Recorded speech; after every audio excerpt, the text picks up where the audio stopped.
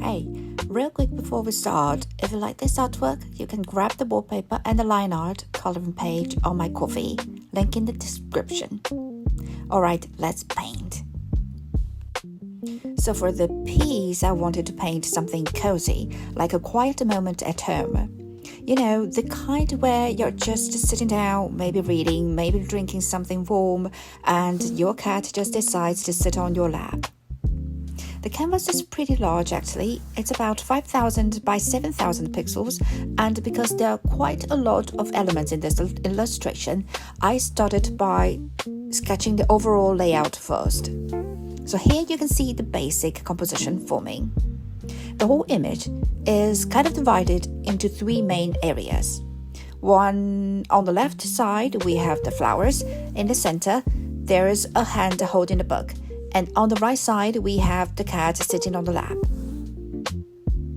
The viewpoint is from the person looking down at her own lap. So we're basically seeing the scene from the artist's perspective. We're wearing red striped pajamas, and the cat is just sitting there staring up with that slightly grumpy but still cute expression. I really like this kind of perspective because it feels very intimate and personal, like you're inside the moment. For characters or animals, I almost always start with the eyes first, because the eyes basically define the entire personality. This cat has a slightly grumpy expression, but at the same time is still really cute. So getting the eyes right was very important. Once the eyes were placed, I started building the fur. For the fur texture, I used an oil-style brush and layered the color slowly, just going back and forth, building soft transitions. I wanted the fur to feel soft, smooth, almost like velvet. And near the end, I added some very fine lines for individual hairs and whiskers. Those little details really bring the cat to life. Next, I moved to the flowers on the left. These are tulips, but instead of focusing on realistic colors, I was more interested in the structure of the petals. Tulip petals have these beautiful curved edges. They fold, twist, and overlap each other in really interesting ways.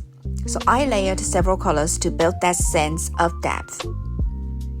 Even though the flowers are mostly pink and red, I added hints of yellow and warm tones inside the petals.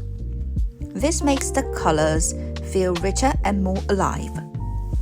Different angles catch different colors, so the petals end up looking slightly different from each other. I probably used 4 or 5 layers of color here just to get that softer petal texture.